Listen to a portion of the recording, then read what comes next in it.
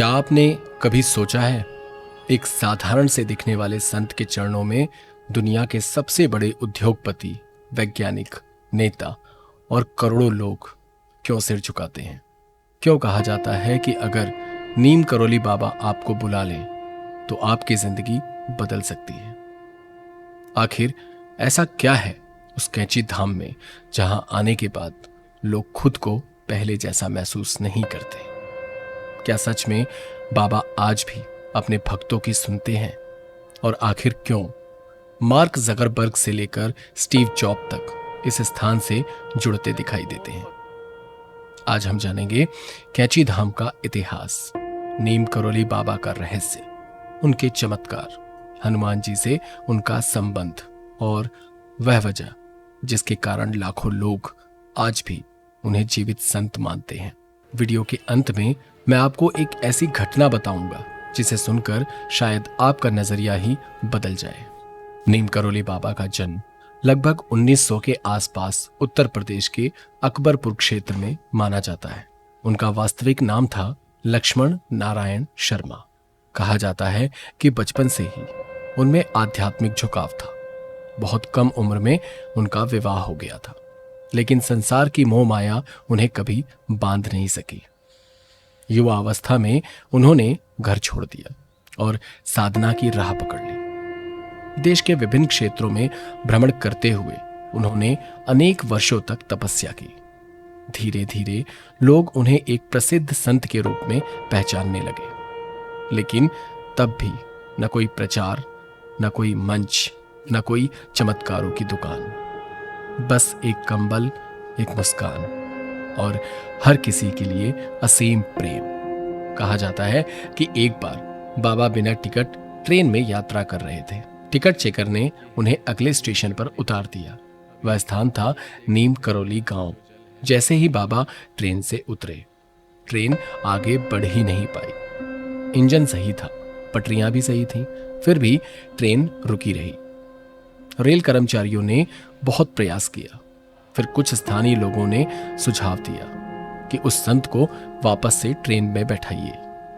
जैसे ही बाबा ट्रेन में बैठे, ट्रेन चल पड़ी।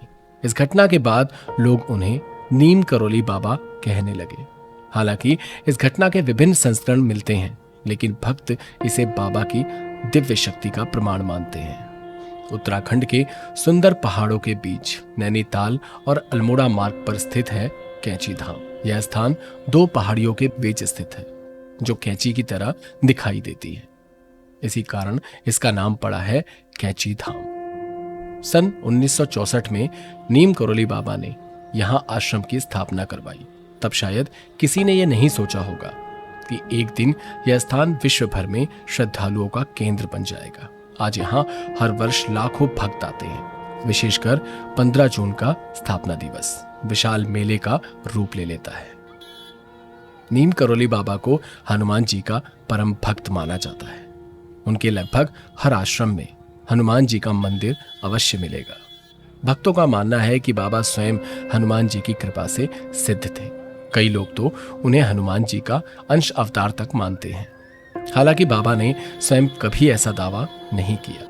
वे हमेशा कहते थे, सब में भगवान है, प्रेम करो, सेवा करो और भगवान को याद करो। यही उनकी सबसे बड़ी शिक्षा थी। न कोई जटिल साधना, न कोई डर, न कोई दिखावा, सिर्फ 3 बातें: प्रेम, सेवा और भक्ति। अब सवाल आता है कि अगर बाबा इतने महान संत थे तो उन्होंने अपने चमत्कारों का प्रदर्शन क्यों नहीं किया? क्योंकि बाबा का उद्देश्य लोगों को प्रभावित करना नहीं, बल्कि बदलना था।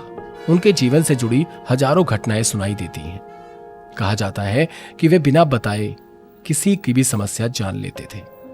कई भक्त दावा करते हैं कि बाबा ने संकट के समय उनकी रक्षा की। कुछ लोग कहते हैं कि बाबा दूर बैठकर भी सहायता कर देते हैं।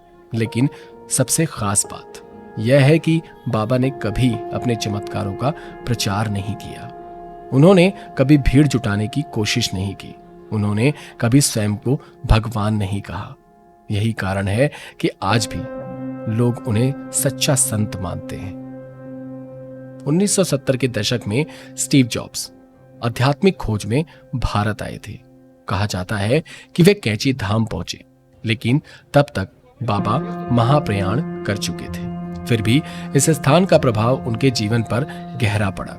वर्षों बाद मार्क जकरबर्ग ने बताया कि जब उनका कठिन समय चल रहा था तो स्टीव जॉब्स ने उन्हें भारत जाकर कैंची धाम देखने की सलाह दी थी। इसके बाद कैंची धाम का नाम पूरी दुनिया में और अधिक प्रसिद्ध हो गया। लेकिन लोग यहाँ इसलिए नहीं आते हैं कि यहाँ अरबपति आते थे। वे इसलिए आते हैं क्योंकि उन्हें शांति मिलती है। अगर आपने बाबा की तस्वीरें देखी होंगी तो एक बात अवश्य ध्यान में आएगी। बाबा अक्सर एक कंबल या शॉल ओढ़े रहते थे। भक्त उसी प्रेम और श्रद्धा के प्रतीक के रूप में बाबा को शॉल अर्पित करते हैं। यह केवल एक वस्त्र नहीं है, बल्कि समर्पण, श्रद्धा और बाबा के प्रति प्रेम का प्रतीक माना जाता है। आज भी लाखों लोग कहते हैं बाबा शरीर से भले ही हमारे बीच नहीं है, लेकिन उनकी कृपा आज भी जीवित है। शायद यही कारण है कि जो भक्त सच्चे मन से कैंची धाम जाता है वह केवल एक मंदिर देखकर वापस नहीं लौटता, वह अपने भीतर कुछ बदलता हुआ महसूस करता है। तो क्या कैंची धाम सिर्फ एक आश्रम है या फिर एक वह स्थान है जहां विश्वास और अनुभव दोनों एक साथ मिलते हैं? इस प्रश्न का उत्तर शायद आपको भी तभी मिलेगा जब बाबा स्वयं आपको बुलाएंगे। मैं हूं आपका साथी औघड़ यात्री। मिलते हैं अगली रहस्यमयी और आध्यात्मिक यात्रा में। तब तक के लिए जय गुरुदेव, जय हनुमान, हर हर महादेव।